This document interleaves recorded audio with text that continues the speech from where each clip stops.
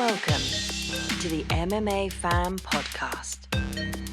Ladies and gentlemen, I give you Stu and Blake. Well, Sam, thanks very much for coming on. Welcome to the show. How are you doing today? I'm very well, thank you. Good. Have you been training today or doing anything like that, or is it kind of easy? You've only got like a week to go until the fight. Like, how are things today? Is it a relaxed morning, or have you been busy? I've done some pads this morning. It's a little bit busy. My missus just come back from America, so I've been on there like sorting my daughter out for school and that all morning. But we did some pads today, and then really we're just tapering down massively with my training now. I don't need to go crazy now. How old's your daughter? She's 6. 6. Oh, nice, nice. Yeah. Is she aware of what Dad does for a living? Yeah, kind of. She asked me the other day, "Where's your fight going to be, Dad? Are you going off to a fight again? When are you going to be coming back?" how is that as a dad? You know, when your kid's asking you questions like that, are you kind of thinking, "Oh, this is all right. It's nice that she knows what I do," or are you ever a little bit like, "Oh, are you okay with this job that I'm doing?" Like, how is it as a dad? It's a difficult one because obviously, like when I started fighting that, it was entirely selfish. It's just about me. I'm going out there having some fun, having a bit of a tear up every now and then. There's nothing that's going to come back my way. Now I've got a daughter, I've got a family, I've got an image to uphold, and I don't want perhaps other parents in the school worrying about the kind of example that I'm setting to her or to other children, or that kind of thing is more of an issue for me. Yeah, I mean, it seems to be very much the kind of the outside influence. Like we chatted to Dan Hardy a little while ago about this, about like there are still sections of society, aren't there, that see combat sports as something that we should have like evolved past or anything like that, and they don't see the kind of benefits that it can give people and how it can save certain people from a more difficult walk of life. I wasn't expecting to ask you this question, but we've stumbled upon it. What do you think of like, if you're ever confronted with that kind of mentality, or people talking about the sports or combat sports in such a way, do you have an answer that you give or a reason that you think combat sports is important, not just for you, but for society as a whole? Yes and no. I found probably the best way to change perception of this sport is kind of the way that you conduct yourself outside of the cage, outside of that sporting environment. So you're trying to show that you're not what people perceive you to be. I've been doing this for a long time now, and I've watched that perception of me change from the people I meet over time. They'd be very, very wary to have a conversation with me perhaps before. And then once they get to know me, they realize, I'm just the same as them. I just have a different job that I do. Yeah. And I do get people's point of view with it if they've never stepped foot in a martial arts gym or been in that environment, and all they see is, an over glamorized performance on the TV where it's theater, often, and they don't see the moments when the fighters are not performing, and they're there, sat in the medical room side by side, arm around each other, and talking just as we would be now. Does that ever bother you then, seeing like the press conferences and the trash talk and all that stuff? Are you ever kind of like rolling your eyes, like, oh, you're doing the sport a disservice by kind of putting out this, oh, we're gonna kill each other sort of attitude? I think a really good example of that to look at is when we had the incident with Connor and throwing the dolly at the bus, and instantly Dana was like, he'll never be in the UFC again. He's going to go to prison. And then roll it forward a couple of months, and he's using clips of that to sell the next fight. And I think things like that give a very sort of strange representation of mixed martial arts. It does, and I get the pantomime. You know, it's part of the game. You have to sell this to the audience now, and to be quite honest, Conor has brought the sport so much more. Yeah. that we wouldn't be where we are without him and his antics. You know, and sometimes I think that goes too far, possibly. But you know, for me, at the very least, once the fight is done with him, he's always very respectful straight away. You know, the fight is done. That's the business part. The talk in between, that's part of the business, right? Now, go back to your family, be safe, be healthy. You know? Yeah. I think. Go on. Sorry. Go on. No, go on, Stu. Because I was going to move on. I just think you mentioned them sorts of, you know, the moments where you sit in the medical room, and we're quick, you know, on our social medias to always share those moments. You know, the recent one of Holloway, you know, just jumping in the back of the ambulance, you know, was lovely, and the same with Gaethje Chandler. You know, just those moments of like, look, these guys have left it all in there, and thankfully they're going to go home healthy to their families, and it's to show that kind of side of it. These are just human beings.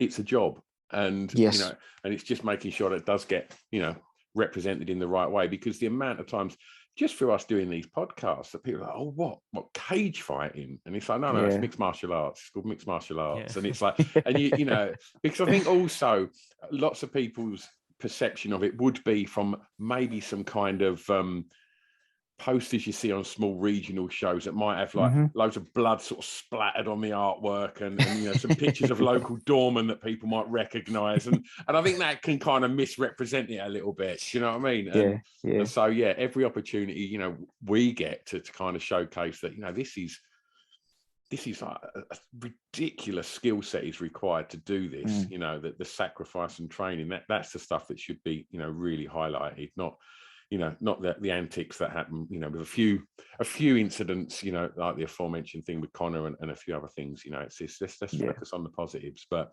anyway, sorry, I digress. Blake, what was you going to say, mate? Sorry. Well, no, normally we want to, obviously we'll get on to kind of like your journey, how your career started and all that stuff. But I think one of the reasons we're chatting to you now is because you're fighting Luke Shanks in a rematch at Cage Warriors 132, I believe. That's the Saturday night card at Double Trouble. Yeah, that's right.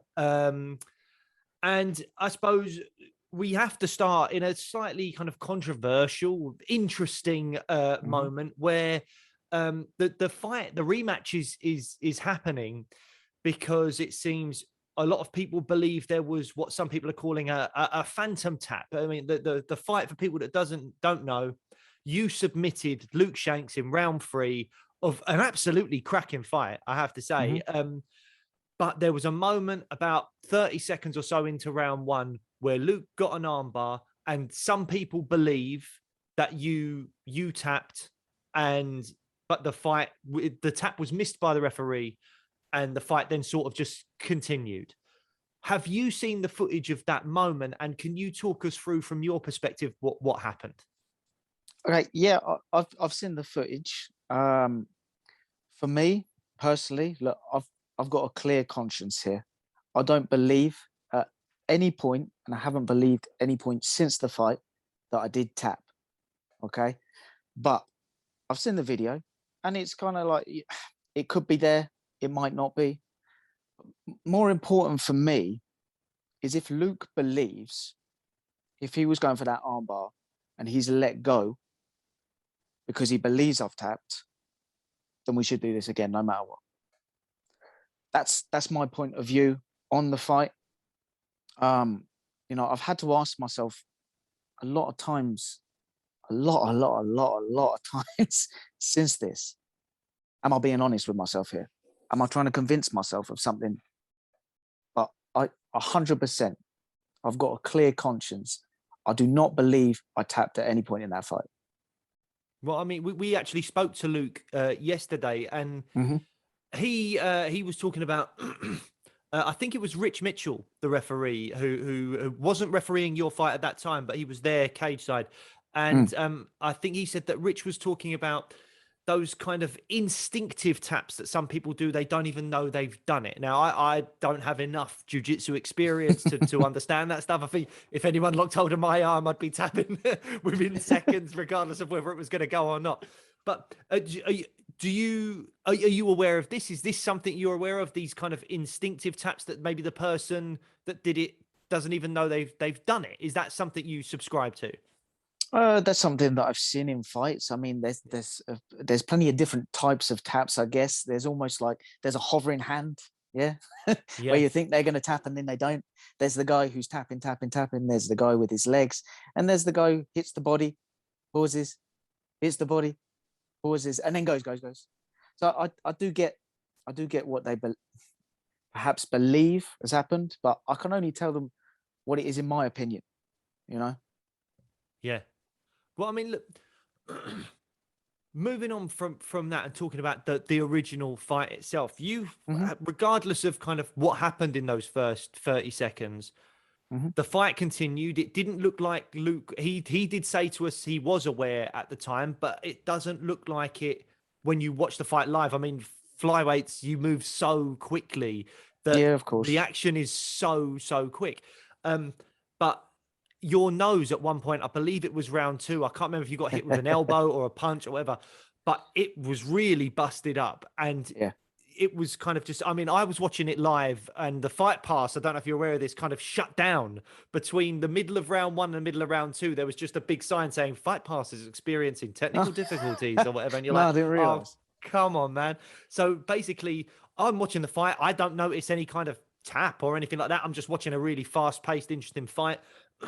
Then it cuts and it's down for like 4 minutes or whatever. I'm like, no. And then the next thing I know, the feed comes up and you are spraying blood everywhere from your nose. And I'm like, what the hell has happened? Like, what have I missed? And like, so how was that like physically dealing with that? Like, did that, was that an incredibly difficult thing to overcome? Is that something that you've been maybe, it sounds weird thing to say, but sort of used to from your fight career, that kind of thing happens? Well, first off, he caught me with a right hook as I was stepping in. My nose started bleeding straight away. Didn't feel like it was broken, but it definitely felt like it wasn't stopping for a while. Yeah. Now, I've got a problem when I fight. When I start to bleed, it usually brings out the worst side of me, which is okay, right, no more playing safe here.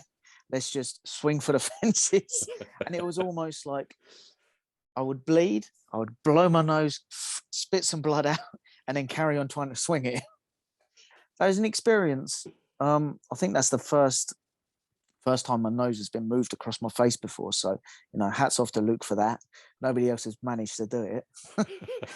And yeah, maybe if he could give me a left hook this next time, he might straighten it. But was it just something you can just, despite it going on, and it must have been obviously not just painful, but that the blood might be going into the mouth, it's down your face or stuff. Was it something that you could easily push to the back of your mind and just continue with the fight, or was it bothering you? The pain wasn't really an issue, probably because of the adrenaline, to be quite honest. The blood not stopping flowing from my nose was a bit annoying. That's why I didn't feel like it was broken, so I didn't feel like there was going to be issues with my eyes blowing up. But I did feel like I can't just keep sniffing this back up. I need to get this out of my nose, get this out of my mouth, and then I can go for another combo. Get it out of my face, get it out of my nose, and then go for another combo again. I mean, just, after the fight, obviously, when you've won the belt, you want to go and celebrate. You want to, absolutely, rejoice at your success. And was there any kind of edge taken off of that because of the sort of controversy and any kind of discussions that were had, between yourself and Luke or refs or anybody else, like about, what may or may not have happened in the first round? Did any of that sort of take or taint the success of your win? Not initially. The celebration part is really a moot point. I tend to not celebrate victories anyway. I will thank everybody who's come to support me. But really, it's just, okay, that's done. Who's next? What's next? I've been just like the whole of my career. I'm not really interested in taking time off to celebrate or going out and partying or anything like that. I want to be, okay, I'm healthy, come back, see my family, get back in the gym. Regards the controversy, I didn't really pay attention to any of it until about probably midway through the next week, when I was told that there's some issue here, because I just thought, like, I like Luke. If there's sour grapes for whatever reason, I don't want to get like involved in it. So I'm just going to leave that to one side. Whatever said is said. Only at the point where I'm told this is an actual issue by a few different people, do I'll take some time to actually look at the footage, see his point of view, and then have a conversation with Luke, And I respect the guy. And the first thing I said was, we can only do this again. We've trained together in the past. I'm not a hypocrite, right? If you believe that, then we need to go back and do this again. And we asked Luke this question as well, like that the build up to the first fight was so respectful between the two of you. You both seem to like each other and have a lot of respect for each other. Yeah. We asked Luke, because of everything that's happened, has that changed at all? And I think I remember him saying no, like that he doesn't believe that you necessarily like did anything on purpose or anything like that. It's one of those things, and we're just going to kind of move on and deal with it, especially now that, the rematch is obviously going to happen. Do you feel the same way, or is there a little bit more animosity now because of how things have gone? No, man, I got only love for that guy. Yeah. I spent time in the gym with him. Yeah. We've helped each other out for fights and that. And like, I know he's a good person. And that's what I try to be myself. I try to be a good person, So I respect him. I respect his coach and his team. And the only way forward is to do a rematch. I got told by I don't know how many people, you don't have to take this fight again. You shouldn't fight it again. Well, do you know what? That's not me. That's just not me. How am I going to walk along, right, and pretend I'm an honourable fighter by not going back and doing this again? Win or lose, it'd be done. Yeah.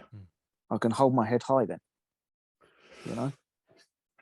Well, Sam, let's go back and I guess to the beginning of this journey. Can you tell us a little bit about where you grew up and how that was and how that sort of led to you finding the world of mixed martial arts or combat sports in general? So I haven't been, well, I would say I'm a late comer to martial arts as such. Probably the first time I stepped on the mats of any sort was 21. I've been playing rugby before that, and I had a bit of, I could fight, just not very well. I had no skill in the department, but if it came to it, I could have a fight. My brother was the one who initially dragged me into the gym and that. Trained in a very small basement in a town called Leighton Buzzard. Trained there for probably 6 months and then had a fight arranged. What discipline was this, Sam? This was just MMA. Right. So we didn't have a coach. There was just kind of a few guys together who had a bit about them, weren't greatly technical, but they wanted to go out there and try their hand at this sport, So I went out there, got a fight arranged, went out, entirely focused more on what my entrance song was going to be. And then I got into the cage. Hang on. Yeah. What was the song? Oh, Happy Day. I love it. So I get into the cage and I realized, like, oh, there's no headshots here. It's an old school amateur fight. So it's body shots, kicks, and grappling. Well, okay. Well, I don't know how to kick and I've not done a takedown yet. So let's just see how this goes. I got subbed in the first round. I got back taking a rear naked choke. And then that kind of lit a fire in me because I don't like to lose. So got back in the gym, started learning, didn't get out of the gym, and I'm here. You said you grew up around Leighton Buzzard, and you were. Yeah. I know that area a little bit. My wife's family are all from like Dunstable Way and stuff like that, so I Okay, know yeah, that yeah. a little bit. Did you feel like it was? Because you said you knew how to fight, just not technically very well. Was it an area where you felt like confrontation would happen regularly, and you had to be able to deal with it? Occasionally. I mean, I am like 5'6". Generally, people would come and have a look at me and think he's probably the one to have a go at because they could probably get the upper hand on me. And that was probably the same when I was playing rugby as well. It bred kind of a toughness in me, I imagine, and that probably suited me well for doing the crossover into martial arts, into MMA. And it was just I had a bit of toughness about me. My brother started kickboxing a little bit younger than me. We would spar in the garden occasionally, and he would tee off on me and like have his way with me, and I'd still be swinging at the air. Was there anything that inspired that kind of thing? Like for me, I know that I didn't necessarily pursue martial arts, but I always had an interest in that kind of world, I guess, because of the cartoons I watched, the TV shows I watched. So I was watching Teenage Mutant Ninja Turtles and Power Rangers, and I grew up, and I still to this day will argue with anyone about Buffy the Vampire Slayer being the best TV show ever made because it had vampires and kung fu. So that's all I was really interested in. But like, was there anything that inspired you, or was it just the world around you, or was there kind of influences like from the TV or whatever? I can't really say there was. I was so late to martial arts. I watched some boxing before. I enjoyed watching the boxing and that, but we didn't really have any local boxing gyms to me. What fighters No, were doing stuff then that you was watching, Sam? I used to watch Ricky Hatton. I enjoyed watching his journey and that got me into the fighting side of things more than anything. I mean, even when my brother first told me about MMA, I pretty much laughed in his face and said, they can't do that to anyone, all that ground stuff, you know. And then, that's changed a lot over the time, and I see the significance of it now. But really, the biggest thing I found from martial arts and getting into it now is that was pretty much what I needed when I was a kid. I needed that as my education, or in and around me at some point while I was at school, to enable me to learn more, if you like. I found there was no kind of real avenue for me to put my energy into. And so I was frequently like neither here nor there at school, and my mind wandering almost. Now, having got into martial arts later, I found myself like completely engrossed in the sport. I used to go to bed dreaming about submissions, and then I'd wake up in the middle of the night like, oh wait, what if I put my foot on his hip here, and then I pull the arm that way, and then be like, right, okay, I should write that down, and then I'll go to the gym tomorrow and do that. So I think it was something that was really missing for me as a child growing up. I've been lucky enough to find it when I'm perhaps not past my prime. Yeah. I mean, speaking of martial arts, when we arranged this interview through Kieran at Cage Warriors, he said that you believe in the Bushido Code. Can you? I mean, I don't know too much about it, and I mentioned this to Blake, and he doesn't either. And for listeners as well, can you tell us a little bit about that? If I'm honest, mate, I don't. I don't really. Kieran stitched us up. Thanks, Kieran. Can you just make something up then, please, Sam? So I do believe in a code of as such, but it's more like I'm so late to this sport. I'm picking everything up as I go along, and it's helping me, if nothing else, to have some principles to live my life by, to try to be a good person, to try to help people, to try to, like, I teach a lot of kids now, and a big part of that is, and just the same with speaking about my daughter, and the perception of me as a cage fighter is incorrect, and I have to live my life in a certain way, conduct myself in a certain way, speak in a certain way, to show what martial arts is: the control, the discipline, the respect. And that's what I try to teach all of my students now, and how you can use that discipline, that respect, the control, to cross over into every avenue of your life. I don't know how many times I get people come to me like, oh, this guy's really wound me up about this or that, or it's just words and an emotional response that's you're allowing to come to the surface and come out. You need to control that, take a look at the bigger picture, take a step back, and then come at it again with an open mind. You seem really measured, and very calm. And we always like to ask fighters, Sam, like what their process is in that room before they make the walk out to the octagon. And I just want to ask you really, like, what your, if you're happy to speak about, what your process is, like, what that is, before you get the call that you're going out. It's changed over time from experience, really. I used to, when I was younger, I would try and get like hyped up almost and be like jumping around a lot. And then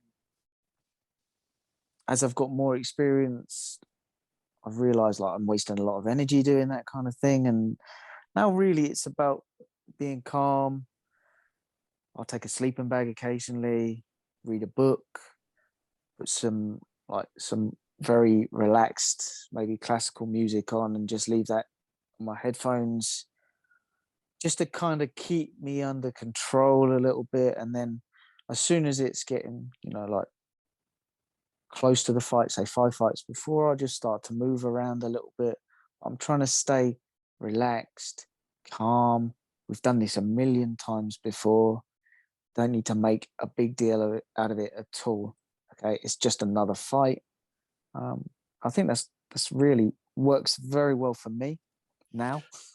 And the reading and the music is are they like little sort of distractions to try and just control the mental side of things and not just get too lost in what's about to happen, and to control any fear or anxiety or anything that can come from, because what you're about to do is not what 99.99% of the population would ever comprehend doing. It's an unusual thing to do, and I'm just always fascinated as to what fighters do to kind of keep a lid on letting that spiral and becoming, and letting that overcome them, that they're about to get into a cage and fight. Yeah, I think often you can get caught up in your own thoughts, and you're going round in circles in your head. And by the time you come to the fight, you've sapped a lot of your energy, like mentally. That's why a book for me, just some music that's nice and calm, can help me kind of drift away. I'm never really away. It always comes in dribs and drabs back into my mind and that, but I'll use it to just relax. We don't need to warm up yet. We don't need to get amped. There's no need to worry about the fight yet. We've done this a million times before. What's the worst that's going to happen? Yeah, you're going to go home. Your family's going to love you again. You're going to shake hands afterwards. It might be a bit ugly for a few weeks, but well, obviously, like you are the Cage Warriors flyweight champion of the world at the moment, and whenever you've got a Cage Warriors belt around your waist, the UFC are probably taking a look. Is that something that interests you? If you win this fight, this rematch against Luke Shanks, are you expecting the UFC to maybe come in with an offer, or are you just thinking about defending the Cage Warriors belt? What's next for you if all goes well against Luke Shanks?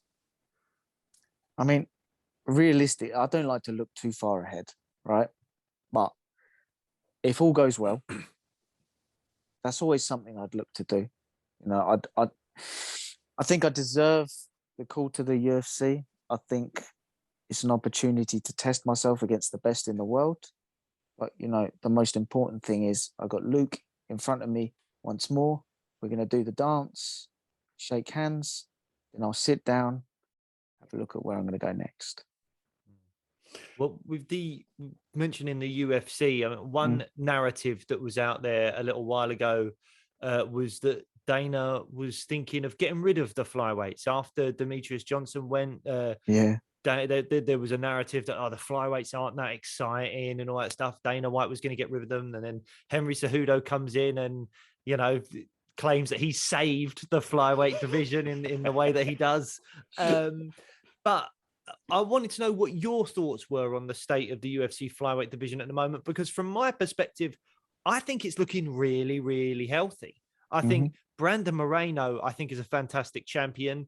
He's got the trilogy with Figueiredo coming up. You've got contenders like Askar Askarov, Pantoja, and then you've got like Garbrandt and Kai Kara France fighting in a week's time at UFC 269, which either way that fight goes, it either could make Kai Kara France's stock rise a lot, or Garbrandt solidifies himself as the star he was at bantamweight. He can now come down and bring that to the flyweight division. What do you think of the flyweight division in the UFC? I think Mighty Mouse messed it up for a lot of people because he was far too good. And he was so consistently good against competition that he made them look poor. And reality is they're not. They just weren't on his level at the time. Right now, the flyweight division is completely open for me. I think anybody, top 5, top 10, top 15, outside that can win the title. You know, it's very, very close level wise. It's just who's going to win on the day, who can perform on the day, and that's healthy for the division. Gives a little bit more, what's the word, excitement to it. Yeah. And I think Moreno will win the rematch, and then I think Figueiredo will move up to bantamweight. But then, I'm excited to see Cody down at flyweight. I've trained with him out in alpha male, and he was really good. But I would say at the time, you're about the same size as me. I don't know why you're a bantamweight. So you don't think he'll struggle with the weight cut too much? As long as he does it right. Like we saw what happened with TJ. Yes. I feel like he did the weight cut too well. As in, he dieted too hard, got himself too low in body fat before he even approached the cut. So he was almost on the weight. And I've done that myself before, and you give up a lot of advantages. If you're losing that much weight, that much muscle, you're half of the fighter that you were before. Hopefully, Cody will do the cut better. He is a smaller frame body than TJ as well, so I would imagine it shouldn't be too hard.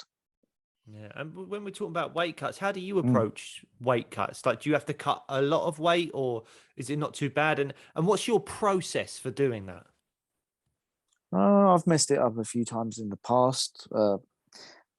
Being my own coach, often the time, it's been a problem because my weight cuts initially were done basically on what do the Americans do? How can I research that somehow? And then, okay, I'm supposed to be cutting how many pounds? Now I got it pretty much down to a T. It's never easy, and I've got to make sure I've got enough time in advance, but I know what works for my body. It's very uncomfortable. I'm probably one of the bigger flyweights, maybe, I'd imagine.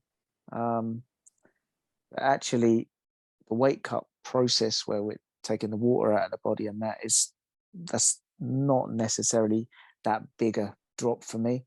It's just uncomfortable. You mentioned training at Team Alpha Male. How did that experience come about, Sam? When I fought, who did I fight? I think it was Grayson. I lost against Grayson, and I needed to know that I was good enough. Am I convinced? Am I conning myself when I'm going around the country and thinking I'm a really good flyweight, could be the best in the world here? I needed to go away, get into a different environment, and see how I perform. And that was pretty much the reasons behind the trip out there. I spent 3 weeks out there, did very well, I believe, and came back with a lot of confidence, some new skills, and a great experience at the same time. And I mean, also, like, we you know, how did that feel to? We talk sometimes about a sort of imposter syndrome, and you know, and you know, do I deserve to be? And what you just said there of, like, you know, am I kidding myself? You know, so many fighters have come on this podcast and said very similar things. You know, like they took a loss and it's like, oh, hang on a minute, am I as good as I think I am? But just to, you know, aside from that imposter syndrome of, like, walking into somewhere like Team Alpha Male and you know, like anybody, you know, fighting at your level, you've got every right to be, you know, in a gym with, you know, world champs. You're a world champ yourself now. But how was that, sort of walking in there and seeing, you know, legit legends that I imagine some of them you probably grew up watching on the telly and stuff like that? Like, how was that as an experience?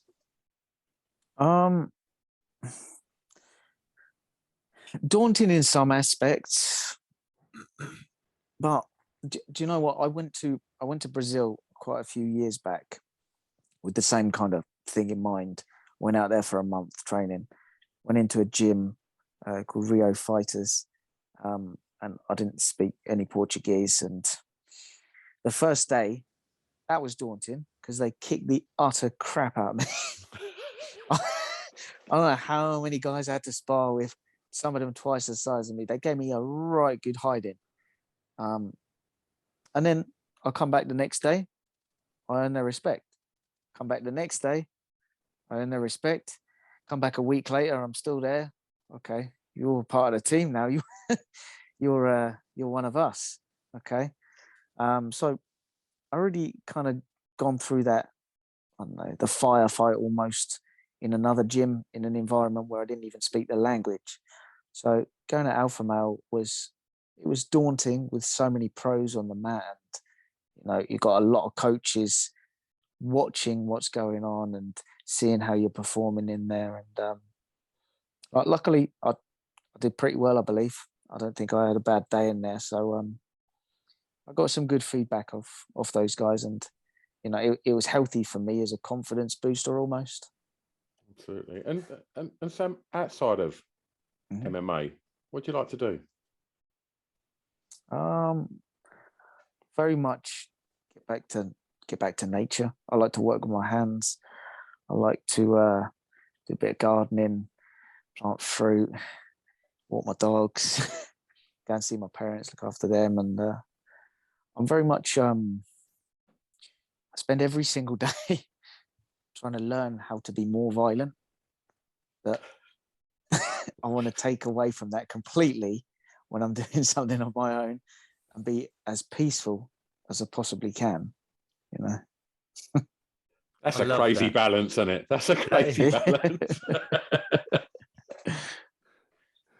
So what's do you have a go-to food after the weight cut's done and the fight is done and all of that, and you're like, oh, I can finally let my body go for a little bit? I know you were saying earlier you're someone that just wants to get straight back in the gym, but do you have a kind of like that kind of guilty pleasure of like, oh, I know I'm gonna smash a pizza or get some cake or whatever? Straight from the fight in the car, I'll drive back and I'll have a big bag of pick and mix next to me. That'd be the first pick and thing. Mix. So many fighters are saying that. Yeah, it's a new thing. It used to be, too. it used to always be pizza. We are so many people, it's like pizza, pizza, pizza, pizza. And now the last few with us, it's all been like pick and mix. Like, when did pick and mix become back in fashion? Oh mate, so many options as well. Look, it's already mouth watering. Well, look, Sam, thanks so much for your time today. Obviously, as we said earlier, you're taking on Luke Shanks at Cage Warriors 132. That's Saturday, the 11th of December, in a rematch for your flyweight title. How do you see the fight ending? Have you got an idea of how it's going to go down? I do. I don't see a finish for either of us. I imagine we're still there at the end of the 5th round, covered in blood, my hand raised. That's it. Well, if it's anything like the last fight, mate, that was a cracking 3 rounds. So Absolutely. if we get 5 rounds of that, we'll all be very, very spoiled. Best of luck to you. Thank you very much. Hope everything's healthy leading up to and after the fight as well. And love to the family. And hopefully we'll have you back on here at some point soon talking about a UFC fight. Thanks very much. Oh, thanks, loads, Sam. Much appreciated. All the Cheers, best. guys.